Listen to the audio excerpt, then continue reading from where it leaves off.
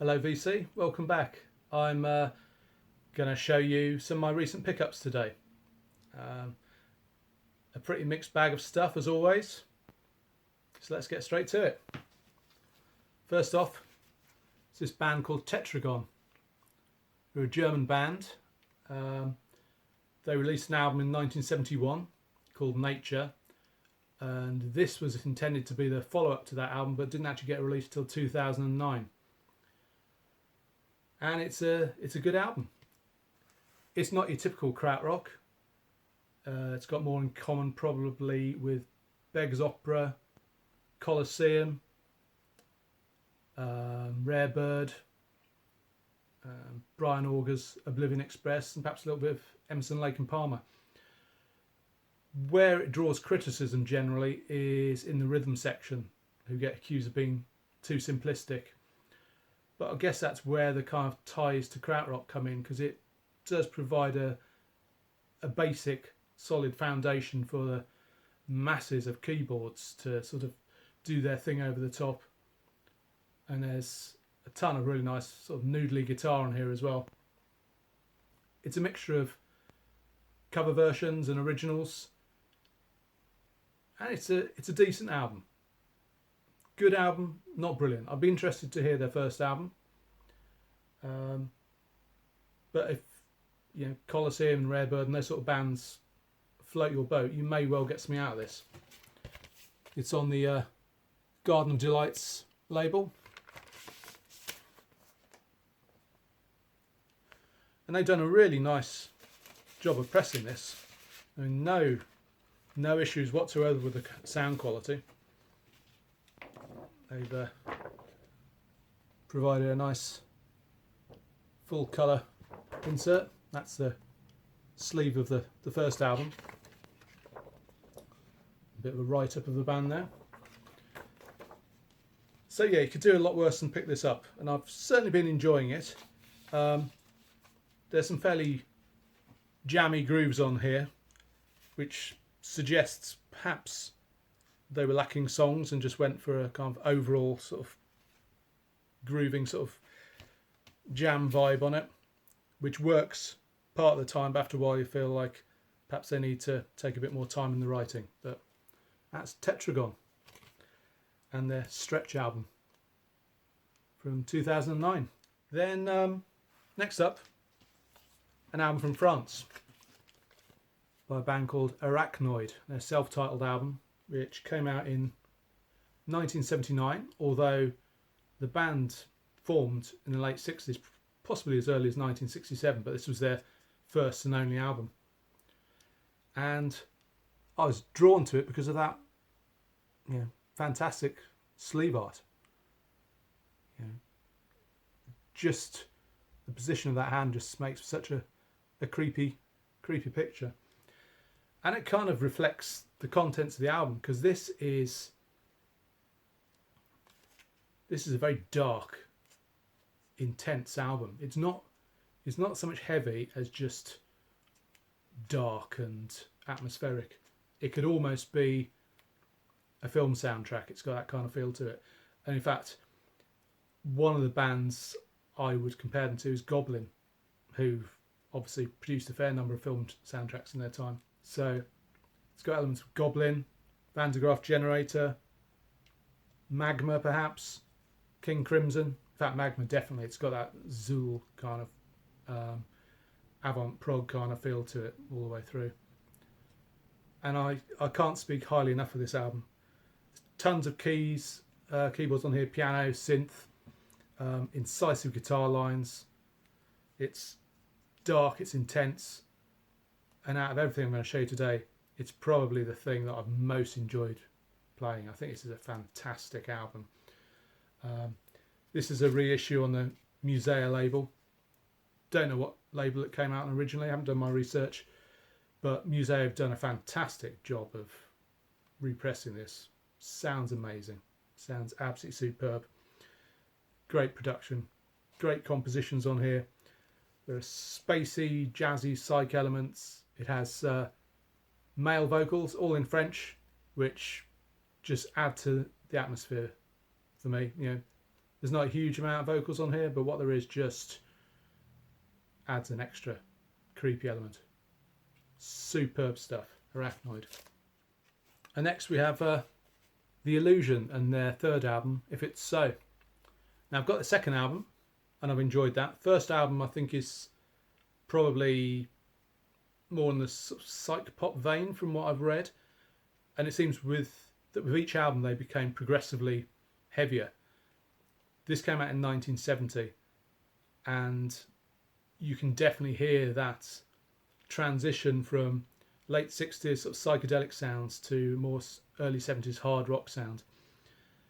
I mean, the opening track is 7.5 minutes long and it's bluesy hard rock, and that kind of sets out their stall. They certainly have psych elements on here still. There's one track, which one is it? Oh, Collection, which opens with sitar, has a sort of Led Zeppelin-esque riff, and a vocal that sounds very much like Jack Bruce.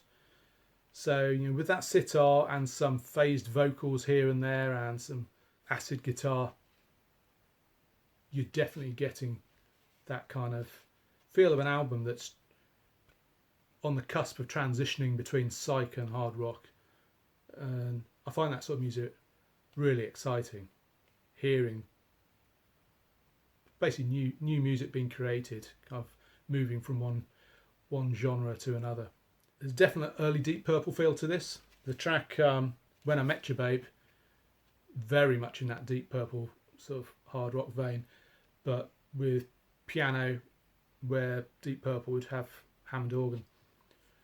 So this is definitely one that I can recommend. Even if you've heard the first album perhaps and it's not your thing, if you like sort of proto hard rock, you could do a hell of a lot worse than go with this. Came out on the Steed label. It's a decent pressing. It's a great sounding record. The Illusion. Another band I've been building a fairly decent collection of over the years is The Association. I'm a sucker for great harmony vocals, always have been. And The Association get lumped in with sunshine pop and that kind of stuff. And yeah, there's elements of that. I think they're superior to a lot of those sort of bubblegummy sunshine pop bands. This album, not the greatest. It's the soundtrack to Goodbye Columbus. And to be honest, I think there's only 3 Association vocal tracks on here. I think there's only 4 tracks they have anything to do with. The rest are incidental music by a guy called Charles Fox. And he produces some really, really nice, orchestrated, easy listening sunshine pop. And as such, it's a really good listen. It's just not really an Association album. If you want to know what the Association are about, my 2 albums I'd recommend by them are their self-titled album and Birthday, both of which will really tell you everything you need to know about the Association. Great band. Great songwriters, beautiful harmonies, really good stuff. Then I've been watching, as always, a lot of YouTube recently, and I enjoy watching Daryl's house, where Daryl Hall seems to be filming in, I don't know whether it's his home bar, but it certainly looks like a bar, and he has musical guests coming. And on one episode he had Cheap Trick as his guests, and they jammed with him on a bunch of their own material and also on some Hall & Oates material. One track they did was Family Guy. Now that's an era of Hall & Oates I'd kind of dismissed to an extent, because that era of the band is so slathered in 80s production that I always felt like it detracted from the songs. But having heard Family Guy stripped back with Cheap Trick jamming on it, I realised what a fantastic track it is. And if you strip away that 80s production, God, they were writing some fantastic material in the 80s, which made me just have to go out and buy H2O.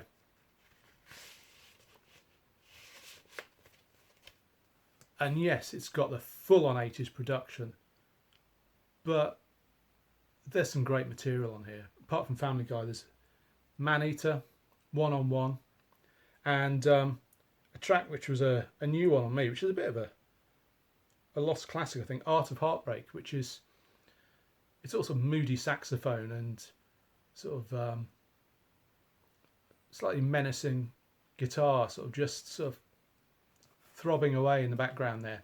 Never comes out and bites you on the arse, but always feels like it's going to. And yeah, that's a really good deep cut on this album. Yes, it's slathered in 80s production, but it is really well produced. I mean, it's a really good sounding album. If you're in the mood for that 80s sound, you could do a lot worse than this. And I've long been a fan of Hall & Oates, but I tend to like their earlier stuff, like I think I mentioned before, Abandoned Luncheonette. I love that album, absolutely love it. I tended to dismiss this era of the band, but this is a really good listen. Then recently I've been getting into a British band, a band from Sunderland, I think. They're based around a couple of brothers. And I didn't realise they're about 8 or 9 albums into their career. Picked up on them fairly recently. And one of the albums I've got is this one. So the band is Field Music, and the album's Flat White Moon. And I see this band compared to XTC, Talking Heads, but more than anything, I hear Todd Rundgren all over this. I mean, the opening track on this, Orion from the Street, it's got a rhythmic kind of feel of Tomorrow Never Knows by the Beatles, but reimagined by Todd Rundgren. And just can't get away from the feel that this is Todd Rundgren-esque art pop. You know, it's progressive, it's poppy. The production is so pristine to be almost glacially clinical, but they do it so well, and there's still a real human, organic element to it. And I just love this album. It's so good. I mean, if you're into that kind of Todd Rundgren Utopia era from the 80s, albums like Oblivion, where he was simplifying his progressive sound into a more art pop sound, this could be right up your street. Got so impressed with this lot. Really, really good band. And so to another British band, I think. A British band anyway. The Lays. I have a feeling they're from the Liverpool area, but I could be wrong. And this is an album they did, which is basically a soundtrack to the 1925 Phantom of the Opera film. And to me, this is a very John Carpenter-esque soundtrack. It's really got that feel to it. And they've done such a good job of creating what does sound like a soundtrack rather than a bunch of songs they think might vaguely work on the film. It's fantastic. It's a mixture of mellow, sort of incidental music and more full-on prog rock workouts. It's more musical vignettes rather than actual songs.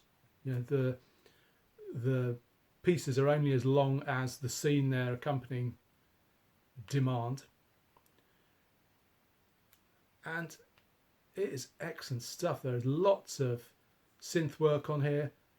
There's some really great modern progressive sounding guitar on here. At times they remind of Oates, particularly on the track Evil Spirit. Very much in the vein of what Oates are doing now to my ears. And I suppose another track that I love on here is I Am Ledoux, first track on the B-side, which has sort of syndrome pulses, very much in that kind of John Carpenter Halloween soundtrack kind of a way. And there's lots of moody sax and guitar on there as well. There's a ton of orchestration on here. And rather than it coming with a download card, which so many albums do now, it comes with a card giving you a link to a full playback of the original film with their soundtrack accompanying it. And I've not got around to watching that yet, but I will definitely be doing it, because this is a great piece of music. Great piece of music. I mean, ambitious, and they've nailed it. Really good stuff. And next up, we have a band called Sammy. And again, got to mention that artwork. I've always loved that artwork. And the American release of this had different artwork. Had sort of a colour treated photograph of the band on the front, which was pretty good cover anyway. But that I just think is beautiful. It's almost got an Art Deco feel to the illustration. Now, Sammy were a bit of a supergroup. They featured, what was his name? Keith Gemmell from Audience, as well as Mick Underwood on drums, who played with Quatermass and later went on to play with Ian Gillan, amongst others. And Jeff Sharkey, who played in Gin House, the band I mentioned in one of my previous videos. And having Keith Gemmell on here, of course, you can expect plenty of sax and some flute on here. And that is what this is. It is sax-driven hard rock. And it's really good stuff. I mean, there are some poppier moments. The single on here was Sue-Eyed Lady, which is a great pop song. But elsewhere, it's bluesy hard rock, the odd progressive move. And it does come recommended. It took a little while for me to get into it, because it wasn't as full-on hard rock as I was expecting, or as progressive as I was expecting. And sometimes I need to get over my expectations of an album before I can truly begin to enjoy it for what it is. Highlights on here. A track called Joanne, which I love for its sort of laid-back swagger and its bass line, which has a real playful groove to it. There's some nice stone sounding harmony vocals on here. Some nice phased wah-wah guitar. Some great stuff. And then the final track, Lady Lover, it opens with flute and Hammond organ, and then it kicks up a storm. And it reminds me a fair bit of Birth Control, the kind of stuff they were doing on their Hoodoo Man album, which is a favourite of mine. So yeah, they're definitely worth checking out, and worth having for that artwork alone. Love it. Then this is an album I've been meaning to pick up for so long, and I was being really tight and didn't want to spend too much on an album that I knew could be picked up cheaply. Didn't want to be paying the postage to buy it online, because I knew that the postage cost as much as the album. So I held out. Finally found a copy in the wild. And the sleeve's got some ring wear. Not in the best shape. But the vinyl is pristine. The price was right. And now I've got it, and I listened to it, I wonder why I waited so long, because I love this album. It's funny, I'd listened to it numerous times online, and I knew that it was a good album, but sometimes it's not until you listen to it on vinyl that the true magic comes out. And that was the case with this album, and I absolutely love it. It's rural rock, I guess you'd call it. You can smell the weed wafting off the grooves. It's got a real stone sort of joyous rock vibe to it. I just love it. I don't know what else to say. I suppose you could compare it to Crosby, Stills and Nash because of the immaculate vocal harmonies. Creedence Clearwater Revival would be another comparison. And it also reminds me of an album that I've been nuts about for many years, which is Fresh Air by DB M&T, who were part of Dave D, Dozy, Beaky, Mick and Titch. Stupid name. And when Dave D left for a solo career, they decided to continue as DB M&T, released the Fresh Air album, and it's got that same sort of feel to me. It's great harmonies, a rural feel, a bit of a weed smoker vibe. It's just so good. And just because it has a Weed Smoker vibe doesn't mean that it's sloppy in any way. This is a well-rehearsed band. The songwriting is great. The performances are excellent. Why did it take so long buying this? It's so good. It's such a good album. Really enjoying this one. And finally, this is an album I've had on CD forever. And my CD is one of those ones that's been deteriorating over the years. Started off as a silver disc, and it's gradually going a sort of murky bronze colour. The sound quality has always been pretty murky on it. And I figured that was not just the CD. I figured that was probably the production of the original album. And yes, to an extent it is. But this reissue of Funkadelic's debut cleans up the sound no end. Still murky, but I actually think it adds to the feel of it. On this album, Funkadelic basically lay out their blueprint, their manifesto, marrying funk and psychedelia. Eddie Hazel doesn't let loose on this album quite as much as he does on later albums, but it's such a good record, such a good album. I say the production is pretty murky, but I think it actually adds to it in some ways. It adds a sort of dark, menacing, claustrophobic quality to it. Talking psychedelics, slightly Bat Trip in some ways, a less a celebratory thing and more of a kind of a dark, down in the hole kind of thing. In that way, it's kind of like the funk equivalent of Black Sabbath's Master of Reality, and I love it. I really love it. I've held off buying it for a while on vinyl because originals are prohibitively expensive, and I've not heard good things about the Four Men with Beards label, so I avoided buying that reissue. But this is a reissue from 2020, I believe, on Westbound Records, and they've done a fantastic job. A fantastic job. The vinyl is pristine, plays without so much as a whisper of crackle. Comes on this very, very nice orange vinyl.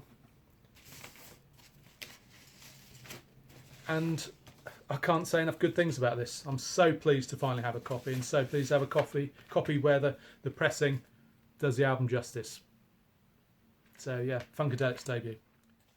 So there you have it. That's some of my recent pickups, some of my favourite ones. They've all been getting a fair bit of airtime around here recently, and are likely to continue to do so because there's some really good stuff there. I'll be back with another video soon I hope, and take care until then. Bye.